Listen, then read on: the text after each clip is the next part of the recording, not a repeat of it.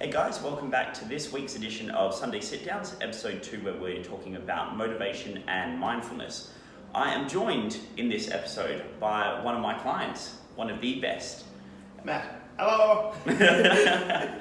So Matthew has been working with me basically since I started up at the beginning of 2020. Made some really good progress, and we'll have a little progress shot to show at the end of the video so you can sort of see where he's come from, where he is now. So what we're going to do is we're going to break this down into two parts, motivation and mindfulness, because they sort of go hand in hand. So motivation, what is it? So the meaning of motivation is a reason for actions, willingness and goals. Usually motivation is derived from the word motive or a need that requires satisfaction. So it's a reason for doing something. Now, different influences such as culture, lifestyle, society affect our motivation. So for Matthew, you might have been brought up in a household where education was a big factor, and so a lot of your motivation to study might be drawn from that. For some, you might have been brought up in a household where, money was an issue, and so you had to work hard for that. So basically, we're going to talk a little bit about goals. So obviously, Matthew, when you started, you had some goals of working with me. So let's just quickly break that down. For those of you guys who haven't seen last week's episode on goal setting, check that out because that will tie a little bit into this. So goals you had when you first started working with me. And that's it. It goes back to that last video because it was SMART goals, ones that are actually achievable. And I think one of the first things you wrote down were, let's lose 5 kilos in 6 months. Yeah. And lost 10. Yeah. And I think because we're working towards a goal, it almost made you overachieve, which is really good. Because then at the end of it, I'm going, well, awesome, I've done it. But then if I failed as well, I don't think I would have been too let down, because I think one of the best things about learning and achieving things is to sometimes fail something first. Yeah, exactly. And so you had a goal of losing X amount of kilos over X amount of time, made a very specific goal, made our SMART goal. What was the motivation for you to lose this weight? So that goes a little bit further back from when someone had said to me, they said they didn't find me attractive. So I thought, well, hold on a second. So I looked in the mirror and I thought, am I going to do this for this person or for me? And I had to really think about that. And I thought, well, you know what? I'm motivated to make myself look better. Yeah. So I've worked hard ever since then, and it's been really good. And when you write things down, I had a diary, I wrote down the goals I wanted to make. I'll revise them every week. Yeah, and it's really important to go back on your goals and to make sure the goals you set, the motivations behind the goals, for most people, the ones that they set long term, they need to be something that you personally want to do. So if you're doing it for other people, say, you do it for someone who, doesn't find you attractive, or, you might be doing it because someone has said to do that. Their opinion could change in 6 months' time. And if you've based all your motivation off what that person has said, well, then you're pretty quickly going to lose that effort and that will and that drive to go, well, their opinion doesn't count anymore, and my motivation for doing this is invalid. So that actually ties us into 4 different types of motivation. So these are the main types that I go by. So there's extrinsic, intrinsic, identified, and introjected.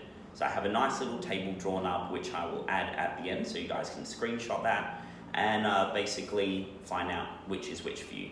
So extrinsic is outside us. We are impelled to do this. So this is a motivation that impels us, and it might be something we're told to do. Extrinsic motivation would be, say, if your boss said, you have to make X amount of sales to get your wage, or this is the minimum requirement for you to get your pay for the week. That would be an example of an extrinsic goal. Intrinsic, so this is probably one of the most common type of motivations. It's internal reasons. This could be for personal values, hedonistic pleasure, could be for personal interest, and usually this one would tie into someone who has leadership capacity. So for entrepreneurs, business leaders, that sort of stuff, they would be very intrinsically motivated. So, introjected. So it's similar to intrinsic. Difference, if not done, the person would feel guilt. So that's something like, if you place a goal on yourself and your goal isn't met and you've put too much pressure on yourself. So say Matthew, if you had a goal to lose 5 kilos over 6 months and lost 2 and you felt guilty about that, obviously it'd be pretty shitty, like we wouldn't want that. Yeah, you'd feel a little bit crap about it, but to be honest, you lost 2 kilos. Yeah. You did something, and that's, I try to look at things in the most positive way possible, but as you're saying that, it can end that way as well. Yeah. Depends on a person's mindset. Exactly. So for some people, that is quite literally, and it's probably one of the things with my PT clients as well, I've noticed, introjected motivation is where I've told them this is what we hope to do, and if they don't meet those expectations, they feel like they failed. Whereas it's completely the opposite. Any progress is better than no progress at all. The fourth type of motivation is identified, and this is for someone who knows that something needs to be done but has not yet decided to do anything about it. So pretty much it's someone looking in the mirror and going, I know I need to lose weight, or maybe their financial situation isn't so good, like I need to go searching for a better job, or I need to work more hours, or I need to budget my money, more efficiently. That would be identified motivation. You know what you should do, you just haven't actioned it yet. So, those are the 4 different types of motivation. And we know what motivation is, we know the different types of it, but I want to throw something out there, and you can agree or disagree, there's no right or wrong answer, but there's a very famous man within Australia called Tony Doherty. He owns, you might be familiar with the gym, Doherty's Gym. He owns that. He was a big presence during COVID in the eastern states where gyms were closed. He was lobbying to get gyms back open because health and fitness is, very important for people. But he makes this very interesting point, and he says motivation is fake. So there is no such thing as motivation. Motivation is something we create based on our goals, based on our methodology, on our beliefs, on our values. What do you think about that? I'd agree with something like that. Though, I mean, you do create your own motivation. There are people that can create motivation for someone as well, but if you can create your own motivation, that's pretty good. Yeah. So for me, motivation comes down to actions and mindset. The way that I look at everything is to create motivation, I would look at it from a very basic standpoint of what's my goal? To build motivation, we look at the little wins. So I look at something as simple as, does this action that I'm about to take me further away or closer towards my goals? If it takes me further away, then I probably shouldn't do that. If it gets me closer, so say if your goal was to lose weight, because it's a very practical, easy example, the McDonald's burger at midnight, because you've been drinking a little bit too much and you feel like you want a Macca's burger. That's probably not going to get you to your goals. Again, we've all been there, there's nothing wrong with that. Unless it's cheat day, then you can do it on cheat day. Well, we don't call them cheat days, we call them treat days, because there's nothing wrong with that. No, but if you have a particular goal and you are very driven to get there, it would be a matter of just going, okay, does this bring me further away or closer towards my goals? Always take the route that goes closer towards your goals. Usually it comes with a little bit more resistance. It's a harder path.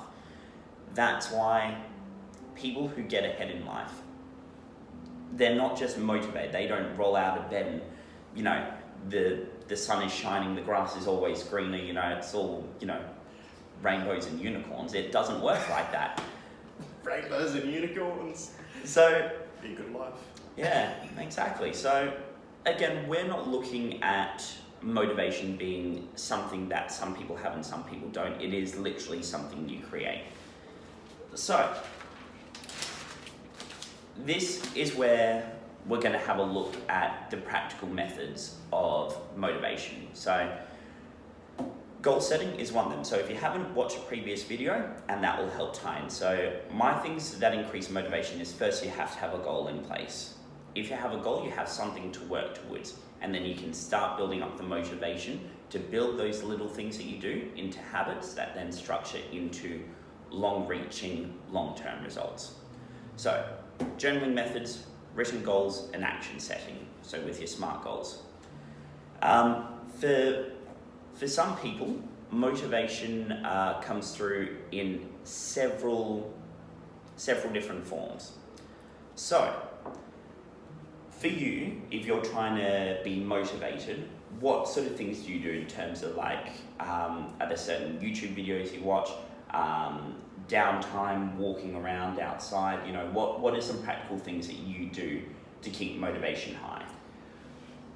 One of the big things I do is, the goals that I do have written down, I like to go through them regularly, whether it's just scrolling through, check them, have a look. Mm-hmm. That kind of keeps you accountable in a way, because then you look at it and you go, this is what they are, I must keep on working towards them, and then you remember why you wanted them as well. Other things that I like to do, I have hobbies as well. Yeah. And they can also get you out of slumps, which I think is one of the things we have to talk about down at the bottom. Yeah. Having something you can do just to relax your mind a little bit too, because sometimes when our minds get really cluttered, you can lose that motivation, and just it's helpful to keep things there to keep the motivation there as well. Yeah, so you play like a little bit of guitar, you know, that sort of stuff. For me, like, I'm not musically inclined. I love listening to music. Everyone will tell you I can bash some drums and, you know, it will just sound like someone falling down a bunch of stairs. I am not artistic in that way, but for me, like, video games, a really good way for me to chill. Everyone sort of has, their favorite video game. For me right now, it's Fortnite, and I know that makes me sound like a 3-year-old, but it's low-key, and apart from the times where I'm not blinded by a sickening rage that makes me want to throw my controller at the ground, that's one way that I stay motivated. So another one would be, reading books. So I'll make sure we also have a screenshot of some books that I recommend, which, Matthew, you can probably see over there. We've got The Mamba Mentality, which is a book about Kobe Bryant. We've got a whole bunch, Think and Grow Rich, Relentless, Grit, The Daily Stoic, The One Thing. I have a whole bunch of just motivational books. And it's not that reading this will give you motivation. It gives you a blueprint for the actions that you need to take, to get you closer to your goals. For some people, like, do you go out, do regular walks, get out into nature, little jogs, stuff like that? See, when I had a little more time, I'd go fishing. Yeah. That was great. Yeah. Now that I've got weekends off, again, I'm able to do that on some days as well, which is really good. Yeah. They're the sort of things that I would do. You'd normally go for a hike sometimes as well. Gets you out of the city. Yeah. Frees your mind a little bit. Exactly. And or go for a drive. Yeah, a drive is really good. Like, I'm one of those people that actually enjoy driving. So I live a good half hour, 40 minutes away from the gym that I train all my clients at. For me, the drive isn't stressful though, because I put on music, I put on podcasts, and I get motivated for it just by doing those little things. They give me that little bit of confidence that I need, and it says that, I'm doing something that's worthwhile, that I'm on the right track. So, my thing for motivation slumps, so those periods where you feel low motivation. So everyone's going to go through them. Basically, as we get little wins on top of little wins, that builds greater and greater motivation. So if you start losing 3 kilos, then 4 kilos, then 5, then 10, then 15, to how many kilos have you lost so far? Jeez. I was 97 at the start. Now 84, 13 kilos. 13, 14 kilos around. Yeah, it's pretty decent. And just come out of Christmas as well, so that's quite good. there was a lot of turkey, a lot of ham, and a lot of potato salad to be had. I mean, it was a good time. It was. Now it's sort of like the shine of the holidays is over, and now we've got to get back into business. So I have this little thing. So everyone's going to go through periods of high motivation, periods of low motivation. The high motivation is when we're doing the little things regularly and everything's feeding into our goals. You might have a day where, say, you were sick for a couple of days, missed the gym a couple of times, or maybe, you're just not feeling it for whatever reason. Could be hormones, could be someone looked at you funny, could be that, a result that you were hoping to get didn't turn into what you wanted it to be. But what I do is, if you start to build those little habits, if you don't do your day with them, the day doesn't feel complete. So I have this thing called the 5-minute rule. And say if you were to go to the gym and you're not feeling it, you're just not, like, low energy, you take some pre-workout, but it's not doing anything. You got, your headphones in, listening to some heavy metal or classical music or whatever it is that you listen to in the gym. I don't care, I don't judge. I have this thing called the 5-minute rule. So in 5 minutes, I'll be doing that activity. If I don't feel like doing it in 5 minutes, once I've gotten started, then I won't do it. Usually, if you just start doing something, that's the key. Motivation isn't some magical feeling out there. It's something that we create. So it takes effort. It's something you have to work towards. For you, do you have a particular routine or almost like what's the word I'm looking for? Like a practice or a routine that you go through before you get to the gym? The one thing I found is once you get home from work, because my routine, some people have a routine where they'll go to the gym in the morning. That's awesome. I can't do that. I can't gym in the morning, so I had to sort out a routine that would work for me, which is go to the gym after work. You've been awake all day, you're ready to go. Might have been a bit of a stressful day, just pump it out. But I'll come home, do not sit down. Go home, change your shirt, take some pre-workout, and I'm normally good to go. If I'm really, really not feeling it, I'll listen to my body and not go. But as you were saying, the 5-minute rule does come in handy, because I've been telling myself, you're a little bit exhausted, but take some pre-workout, go see how you go.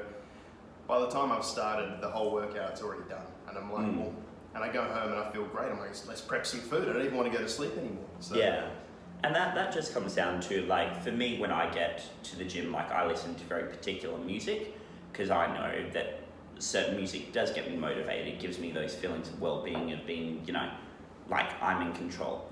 So this feeds into mindfulness. So this one's just really simple. There's really nothing to mindfulness. It's just getting your mind right. So mindfulness is a practice of purposefully bringing one's attention to experiences occurring in the present moment without judgment. So for this, you have to be fully present, you have to engage in the moment, and there has to be no distractions or judgment. So that would be that whole thing of not going, I'm tired, not being, this person, this thing. It's, all right, here I am now, this is my goal, how do we get there? Purposefully putting your mind in a headspace where you allow yourself to experience what's going on. You can experience some of the bad things. Don't just push them away, pretend they don't exist, because they do. Bad things happen and bad times happen to everyone. But to be fully present, to engage in the moment, and to actually be there, not just thinking about everything else, but to be where you are now, is really important for building the motivation. So ways to increase and stabilize mindfulness is stillness. So it's something that I recommend. I'm not sure whether you do it, but I will have time where I will just sit in the room, play some soft music, and just focus on my breathing. For some people, it's literally just sitting still. So with me, I don't make a pros or cons list. I don't look at the good or bad. I see what is, and I accept that. For the simple fact, mindfulness and that peace of mind comes from knowing what's in your control, knowing what's out of your control, and knowing what you can exert your force onto. So, Matthew, in terms of like getting your mind right, like you can use the motivational techniques of, video games, books, music, is there anything you do when like things are happening in your life and you need to be present in your own head instead of worrying about all this external and sometimes that internal dialogue? Is there anything that you found that really works for you? 100% plugging my guitar in and having a jam. Yeah. And improvising. Yeah. Kind of chuck everything you're feeling into that guitar, and for me personally, that was really good, because by the time you're done, you're like, oh, cool. I'm here. This is good. I'm calm. I'm collective. Yeah. There were music, video games as well. They seem to work pretty well too.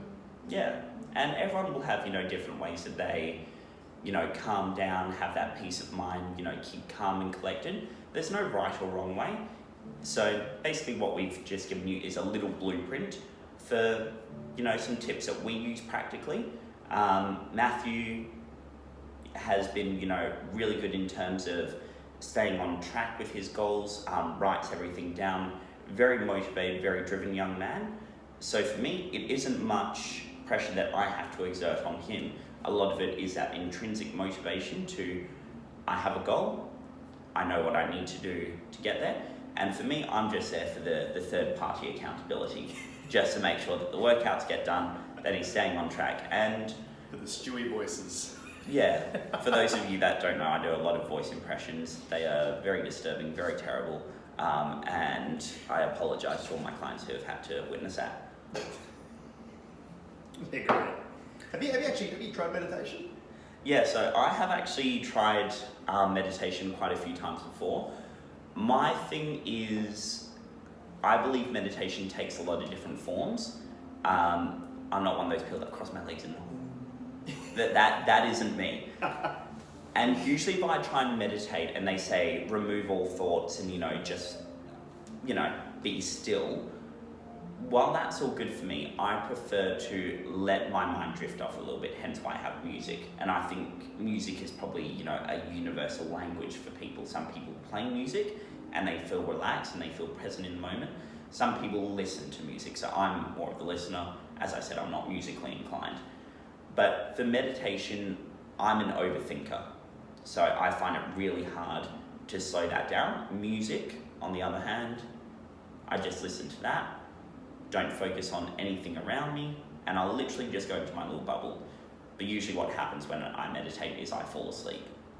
I just get super relaxed. So Sleep's good as well. Yeah, sleep definitely will keep you motivated. All right, so we're going to finish there. Matthew, do you have anything else to add? Anything else you want to say before we wrap up this episode? I think it's covered it pretty well, hey? Yeah. It was really good, more in depth. Yeah. So for those of you guys, if you're doing bodybuilding or you're doing gymming, there are a few people that I definitely recommend you follow in terms of general information, motivational videos. Keep in mind it's more bodybuilding centric, so you will see very buff dudes moving some serious weight, but Machiavelli motivation, Nick Vision motivation, and then a few of my favourite bodybuilders, Jay Cutler, Seth Feroce, John Meadows, and John Meadows is a really good one because he does bodybuilding and does a lot of education in it.